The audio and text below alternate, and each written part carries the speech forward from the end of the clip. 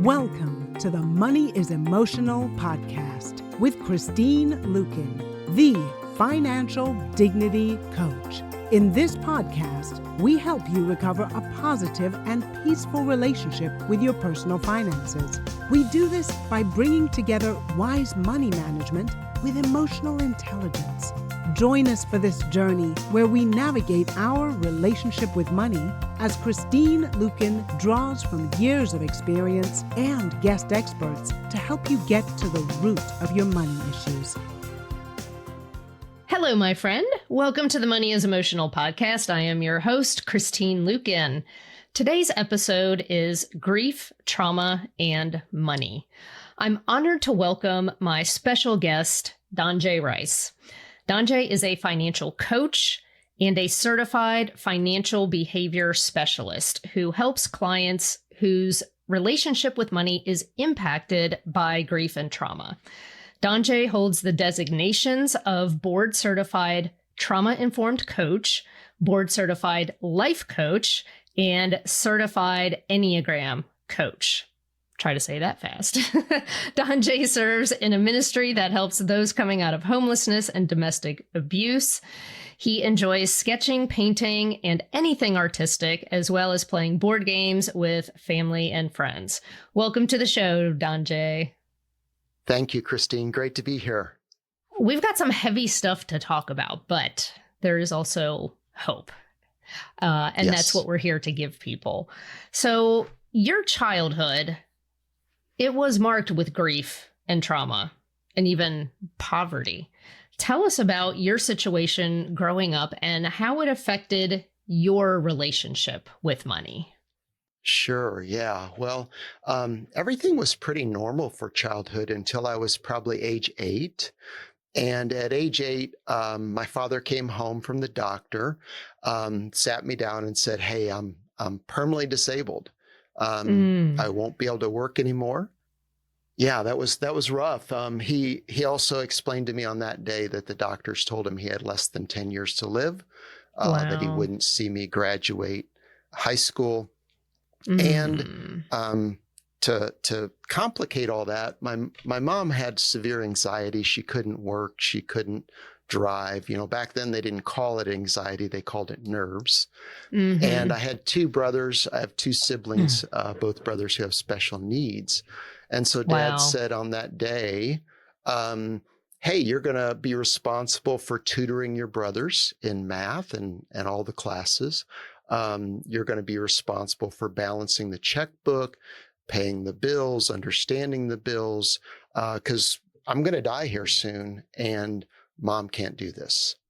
And so I did that, learned about Social Security, disability, and all those things. And so I wish that was the last layer of the trauma and the grief. But so I thought, you know, we learn these things as kids and we learn them in a childlike manner from a child brain.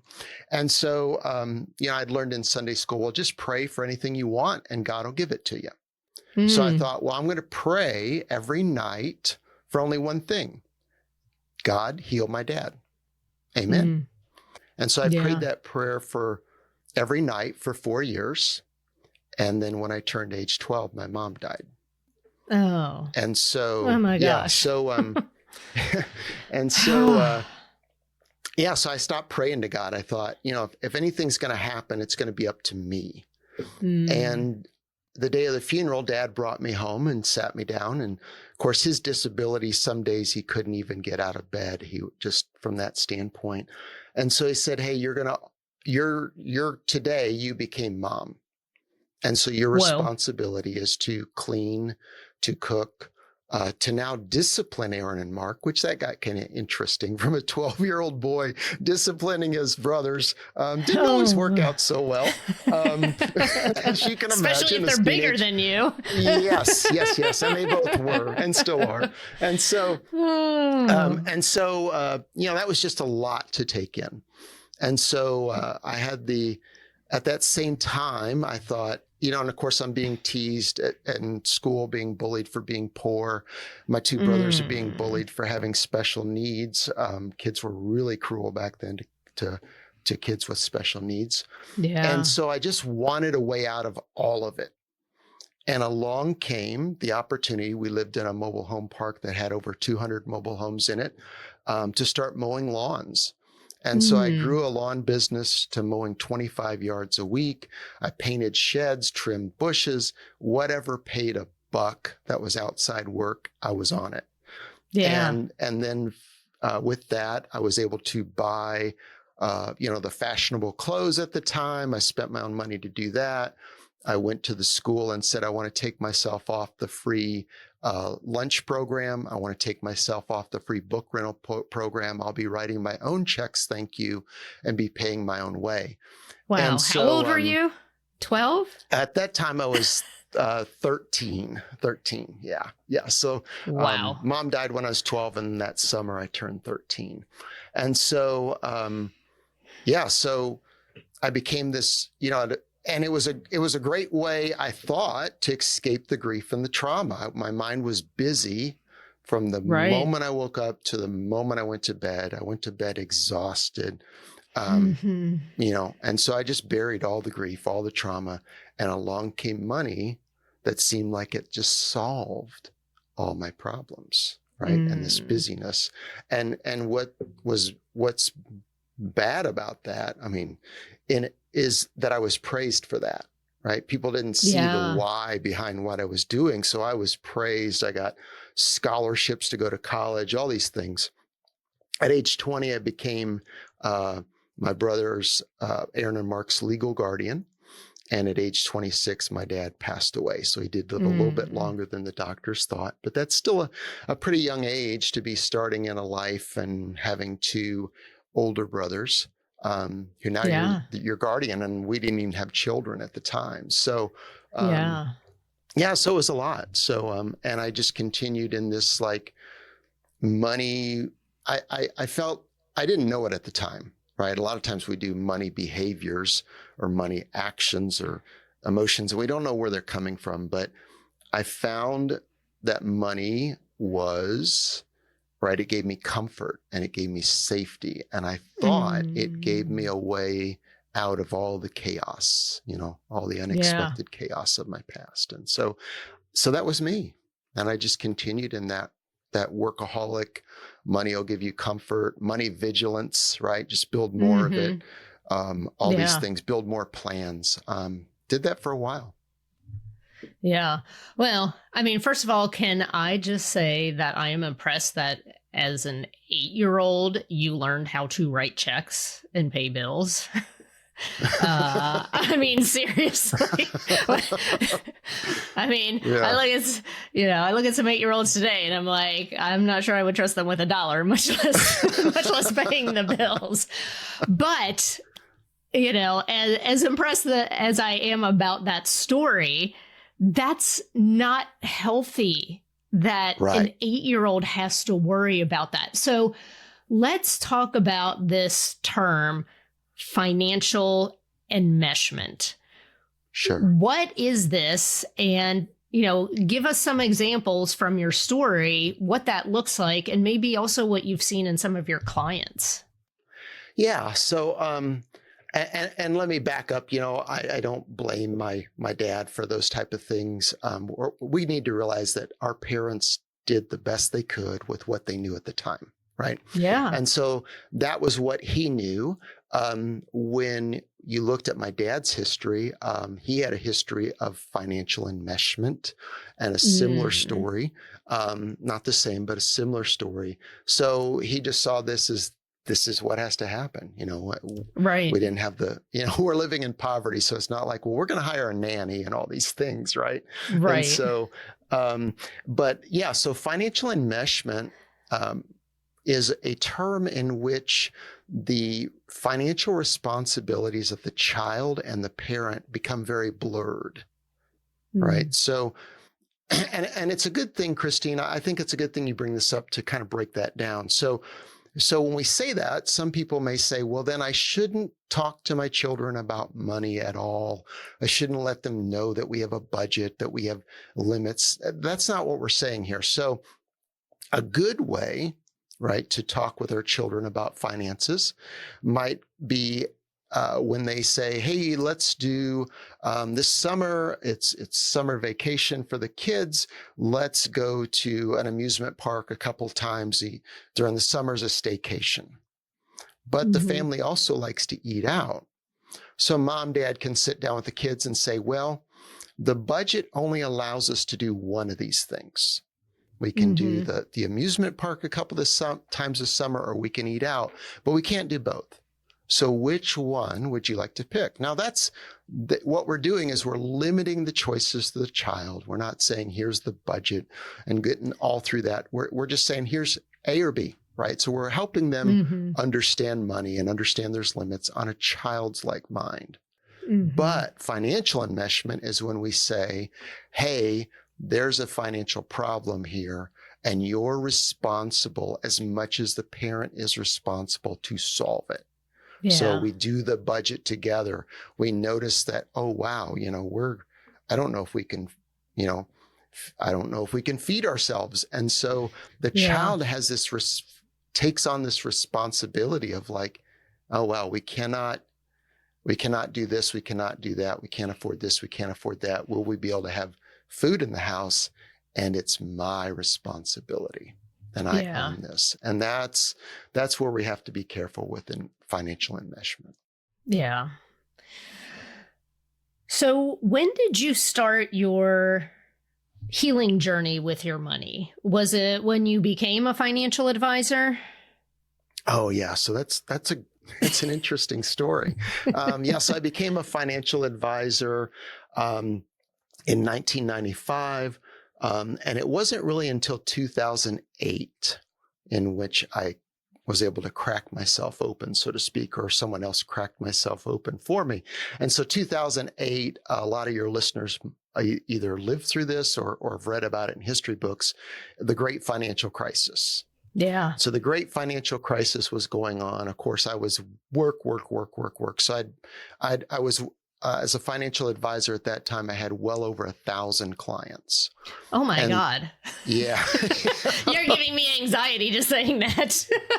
Yeah. Like just you. Was there any other people in your firm, or was like they were just your clients? Oh my gosh. It was just me and my assistant. Wow. So you were both overworked, I imagine. Yeah, we were. So the phones, of course, were ringing off the hook. We had 3 phone lines, and they would stay lit up from 8 a.m. till 5:30 p.m. When we finally locked the doors and went home, we would have scheduled appointments. We'd have people walking in. Of course, they all wanted answers. Right. And I remember sitting down with a couple, and the husband listened to too much talk radio, and so and too much of the news media, and so he had all these questions, right? And of course, we all had questions like what's a tranche, and what's TARP, and bank bailouts, and why are we doing this, and all these things, right? Right. And so he started asking these, and the spouse was an elementary school teacher. And she was just sitting there quietly, and he was asking all these questions. And of course, I was explaining what's TARP and why did they do this versus that, and what are junk mortgages and all these things. And we get done. We've been going at this for about an hour. And and he says, "Well, that's all the questions I have." So I turn to the spouse and I say, "Well, he has all his questions answered, but I want to know what questions you have, what concerns you have." And she said, "Well, I only have one question." "Okay, great. How'd you do that?" And I said, "Do what?" She said, "That." And I said, "What?" And she said, and this is where I think elementary education teachers are just phenomenal in what I think they have so many talents that people don't value and don't understand. And she said, "You just explained complex economic subjects at a 2nd or 3rd grade level. You need to ask yourself how you were able to do that. And you need to sit with that until you figure it out." Wow, that was okay. Yeah. That's why I say, and I've got other stories of great elementary education clients that were teachers. And so it's just, but anyway, so I went and sat with that, right? I'm like, well, she's got a point there, and all of that, past that I had told you earlier of tutoring my brothers and all that, I just buried it. I buried it in busyness. I buried it in achievement so I could forget about it all. Yeah. And so I started to remember of how I would tutor my brothers in special needs and how I would try to break things down and explain them and try to find 3-5 different ways to explain a simple math problem so that one of those 3 or 5 ways would catch. And that was a thing that started to crack me open to look at my past and then discover, wait a minute, not only was it just grief or trauma, but there was money wrapped around that and some unhealthy money behaviors. Yeah. Well, and probably because, you learned about how to manage money as a 2nd or 3rd grader, right? Right. Yeah. Good so point. Yeah. But how wise of her to see that in you, yes. to say that, yes.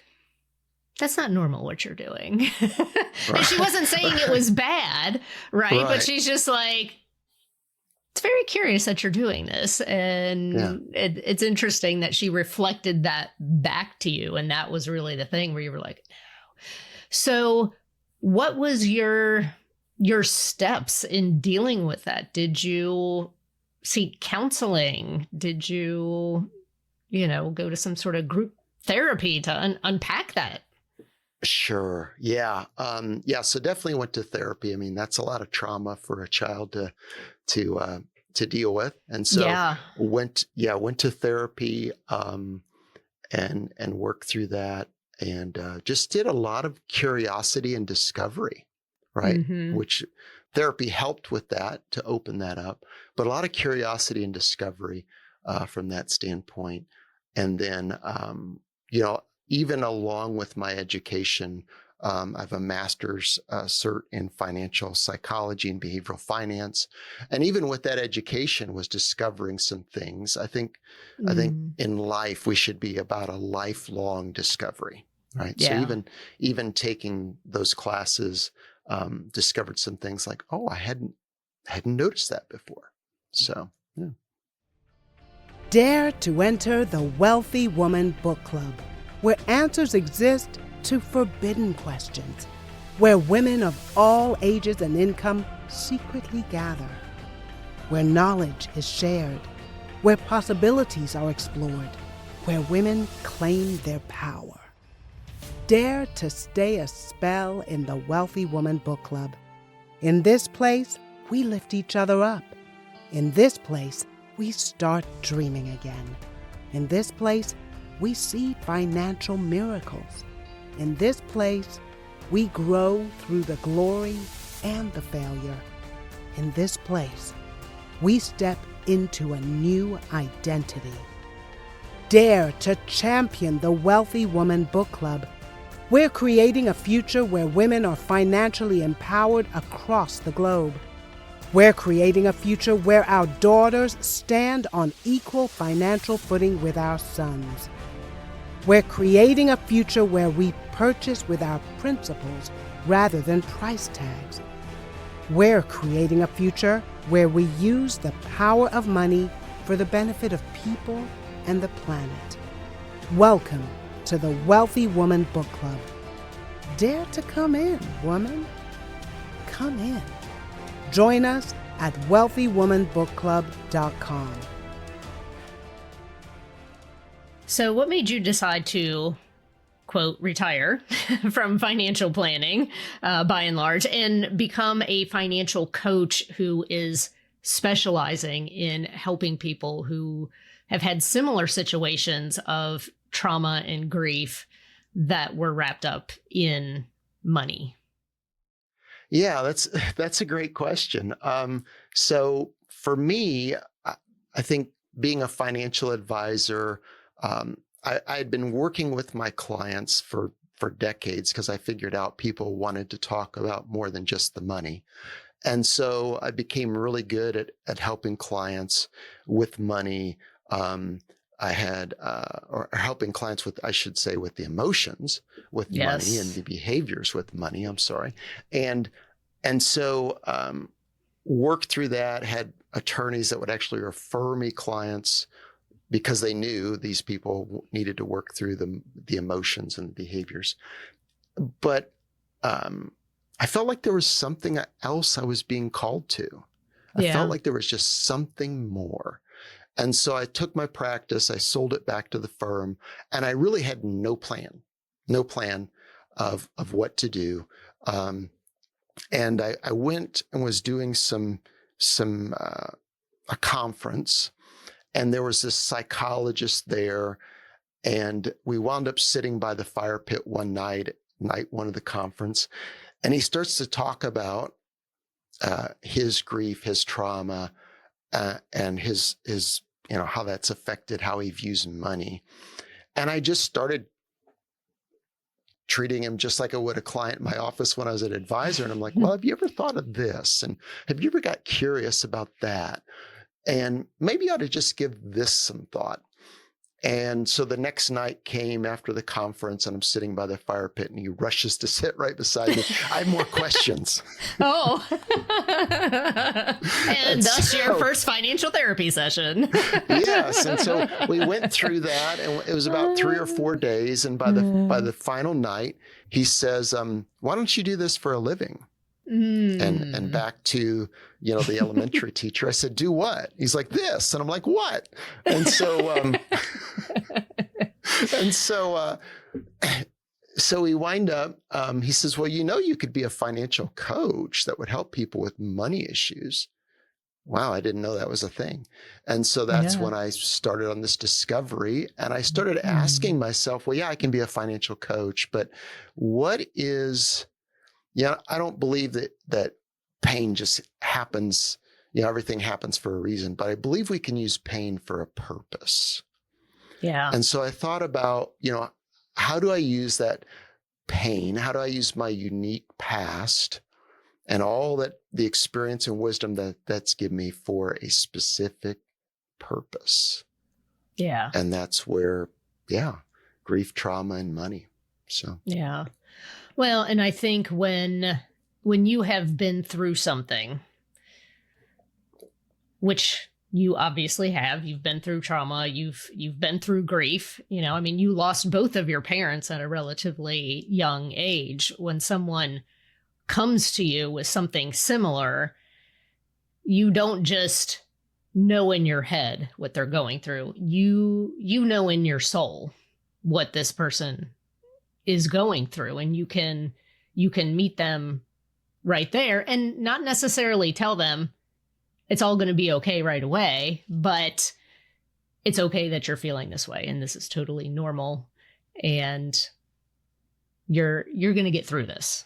I think oh, wow. That's a great point, Christine. I think that's the thing when we're in grief and trauma is one of the lies that we can take on is like, I'm an oddball, I'm a weirdo, I'm the only one, and I can't share this with anyone. Mm-hmm. And sometimes it gets reinforced by the things that our friends might say in grief or trauma that was hurtful, and they didn't mean it, but it felt it, and it just reinforces that lie. And so I think using my grief and my trauma to go like, no two situations are identical, right? But to go, I can feel that, and I can know certain things in the heart and depth of my soul that can really help them for healing.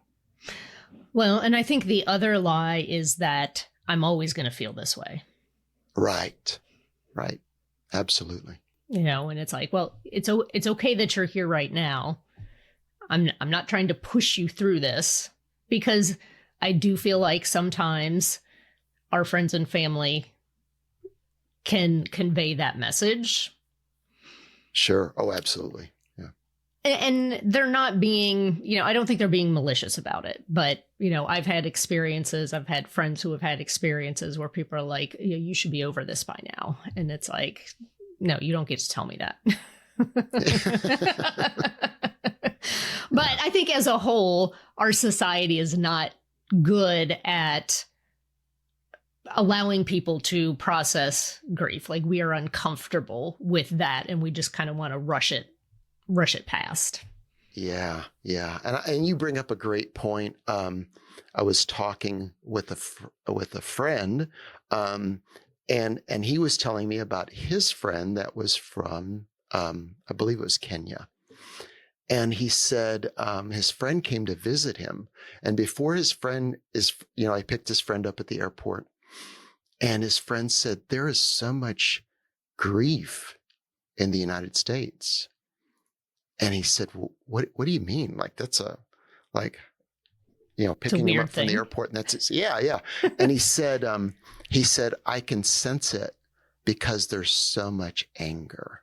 Mm. And anger is a secondary emotion of an unresolved or unmet need. Right. And so, and that was interesting to me. And I did some work, and it's just wild how life intertwines. And so I did some grief and trauma teaching in Kenya this past summer. And what was so interesting, right, is if we, if you were to introduce me, we're sitting around the dinner table and you've invited all these guests and you say, here's my friend DonJay. He is a coach in grief and trauma and money, right? It's like, you're like, awkward. I'm the unwelcome dinner guest. Let's talk about the Cubs. Let's talk about the Bengals, but let's not talk to DonJay about what he does, right? And so when I go into this work in Kenya, I'm fully expecting that there's going to be resistance, that there's going to be all these, but they fully embrace grief and they fully hold it. Mm-hmm. And I just think as a society here in the U.S., we really need to learn from them much more. Like, we can hold grief and we can hold joy.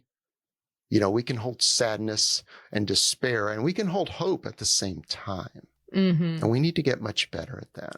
Yeah. Well, and I think in countries like that, they are better at holding spaces where it is welcome and appropriate for people to express that. And I think there aren't as many safe spaces to do that here, which obviously you are one of the people that are bringing this to the forefront and in providing this sort of space. And this is why I'm so glad that you and I are connected, because, what I do and what you do are different and complementary. If someone needs budgeting help or getting out of debt, they're not coming to you. Right. Yeah. And, exactly.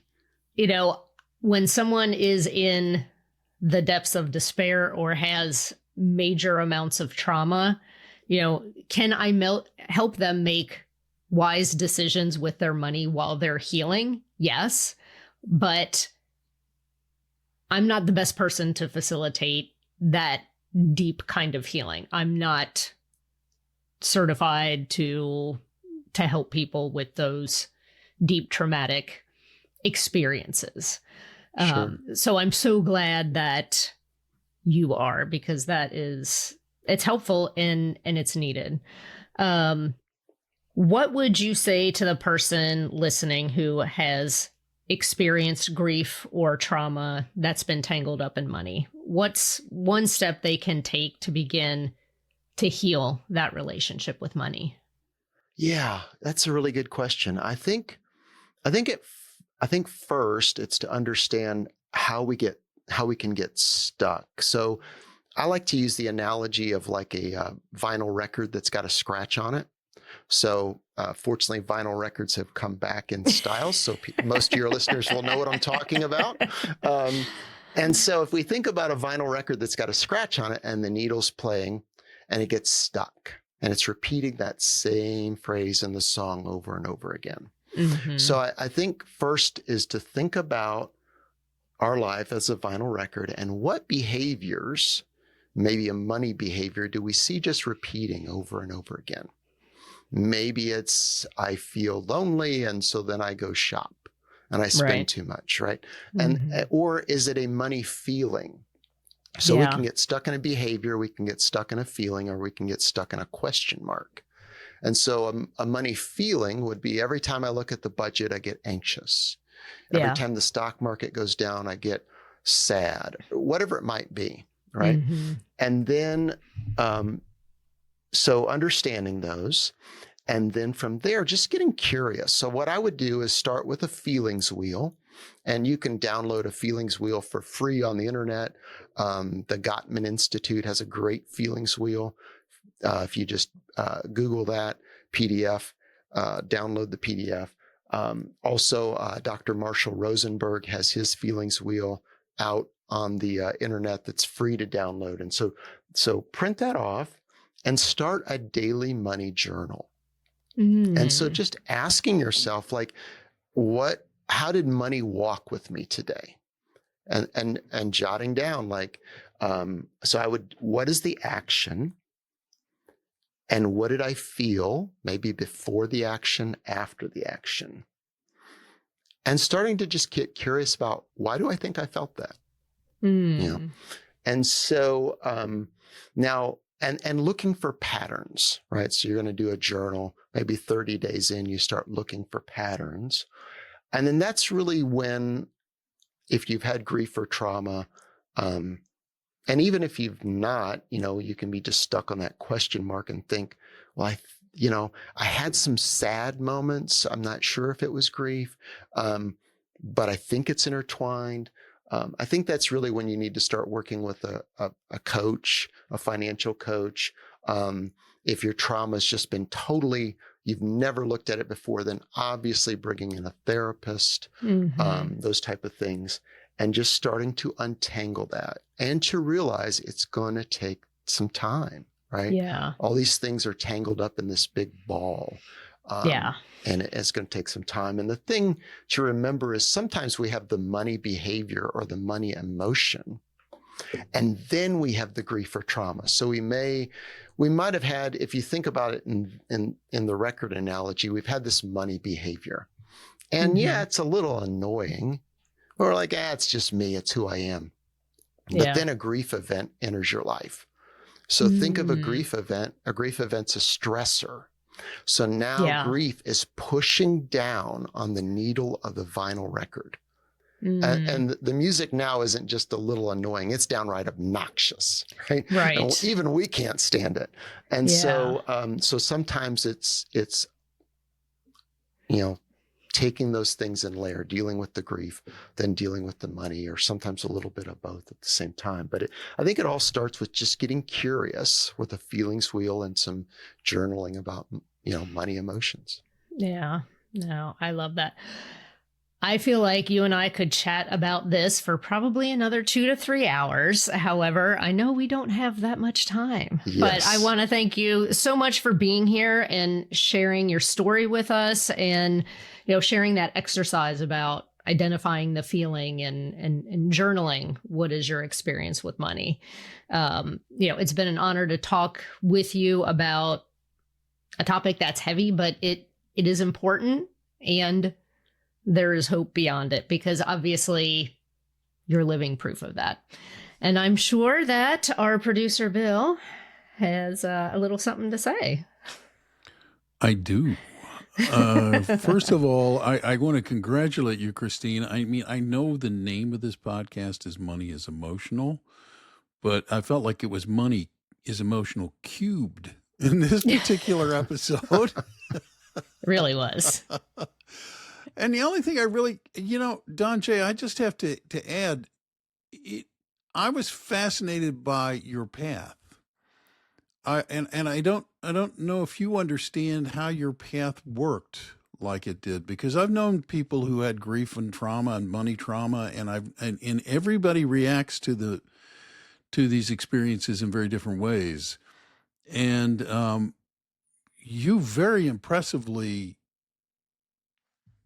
absorbed it, made it part of you, and you did something really outstanding with it.